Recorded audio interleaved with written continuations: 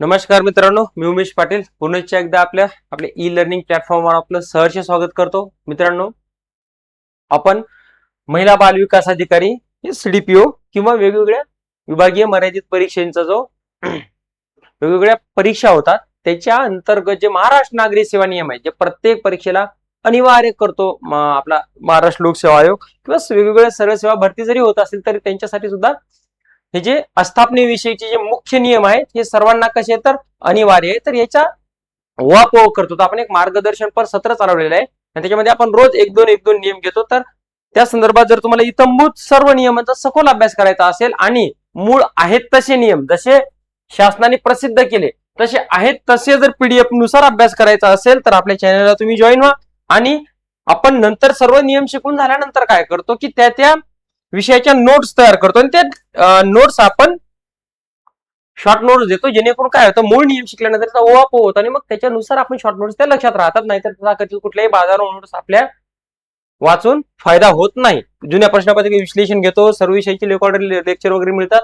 कृपया अधिक माहितीसाठी या नंबरवर संपर्क करा. आणि आपण नियम क्रमांक 19 बघितला होता, 20, 21 बघितला होता. आता बघूया आपण नियम क्रमांक 22. बघा आपण 19, 20 नियम काय तर कुठलाही कर्मचारी, 21 काय तर आधी 20 मध्ये काय कुठलाही कर्मचारी कुठली जमीन धारण करणार नाही वगैरे. भूमी अभिलेख आणि महसूल विभागातील फक्त कर्मचाऱ्यांसाठी. 21 काय सांगते मग तर लवाद म्हणून काम करणे. कुठला क्लास 1 क्लास 2 दर्जाचा अधिकारी असतो ज्याच्याकडे तो वेगवेगळे न्यायिक प्रकरण चालतात आपण त्याला अपील म्हणतो.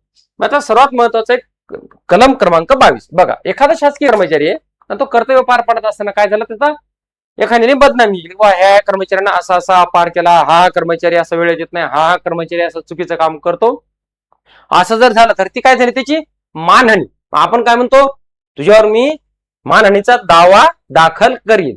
त्याच्या अटी शर्ती बघूया काय आहेत. एक शासकीय कर्मचारी म्हणून आपण जबाबदारपणे एखादं वाक्य उच्चारायला पाहिजे जे की आपण सर्व समानता तसं करत नाही, मोघम बोलून जातो. बघा नियम काय सांगतो, शासकीय कर्मचाऱ्याच्या कृतींचे किंवा चारित्र्याचे प्रतिसमर्थन करणे नियमाचं नाव आहे.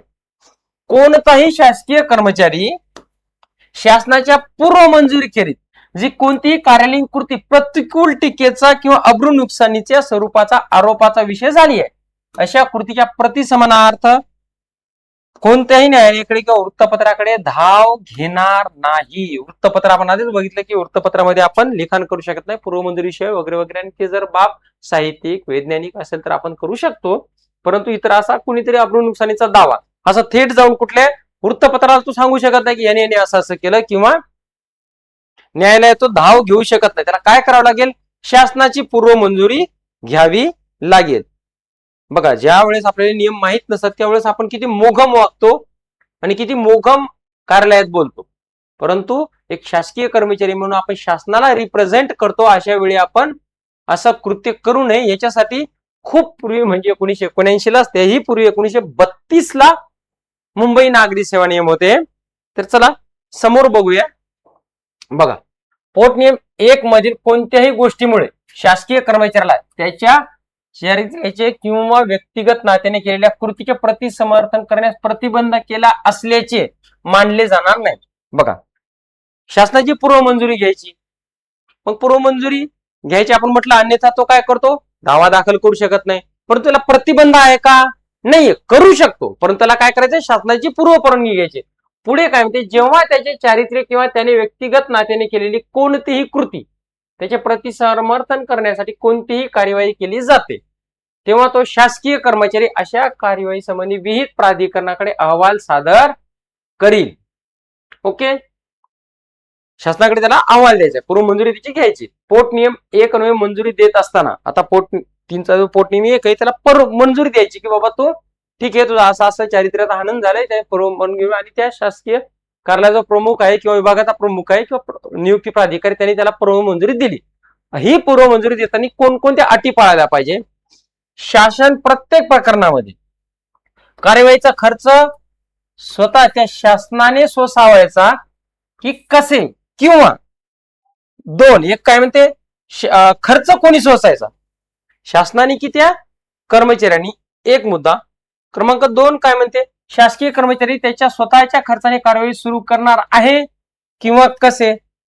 एक तर कोण शासन खर्च करणार की कर्मचारी खर्च करणार? कारण की कुठलाही दावा दाखल करायचं म्हटल्यानंतर त्याला विहित पद्धतीनुसार त्याला कोर्ट फी असू द्या, त्याच्यानंतर वकिलाची फी असू द्या, ती कोण देणार हे आधी निश्चित करायचंय.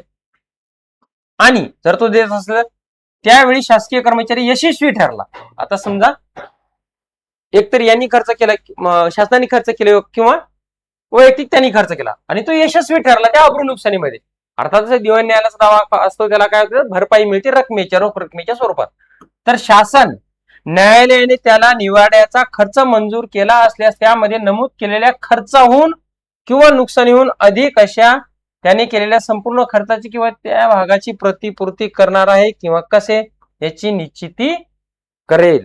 आता निवाड्याचा खर्च आहे तर त्याच्यापेक्षा जास्त जर रक्कम मिळाली तर त्याची विल्हेवाट कशी लावायची, ती रक्कम त्याने ठेवायची काय शासनाला द्यायची, याची सुद्धा लेखी परवानगीमध्ये स्पष्ट नमूद असेल. समोर बघा, जेव्हा शासनाने शासकीय कर्मचाऱ्याने सुरू केलेल्या कारवाईचा खर्च करण्याचा निर्णय घेतलेला असेल. आता एक म्हणजे काय की बाबा ठीक आहे तू कारवाई दाखल कर आणि त्याचा खर्च आम्ही सोचू, म्हणजे शासन सोचेल. अर्थातच काय करेल तर शासन सरकारी जो आपला अधिवक्ता असतो तो त्यांना वकील म्हणून देईल. तेव्हा असे स्पष्टपणे नमूद करण्यात येईल की शासन न्यायालयाने निवाडा म्हणून दिलेल्या नुकसान भरपाईच्या, नुकसानीच्या किंवा खर्चाच्या रकमेतून शासनानेच केलेला खर्च प्रथम काय करेल तो वजा करेल. म्हणजे काय करेल की समजा त्याला 1,00,000 रुपये काय झालं तर नुकसान भरपाई मिळाली आणि शासनाचा खर्च होता, कोर्ट फी होती समजा 2,000, वकिलाची फी अदा केली यांनी 3,000, तर शासन काय करेल या 1,00,000 रुपयातून 5,000 रुपये आधी काय करेल, 2,000 रुपये ही फी, 3,000 रुपये ही फी वकिलाची, असे 5,000 रुपये आधी काढून घे, शासन जमा करेल आणि उर्वरित 95,000 रुपयाची विल्हेवाट कशी लावायची बघा आता.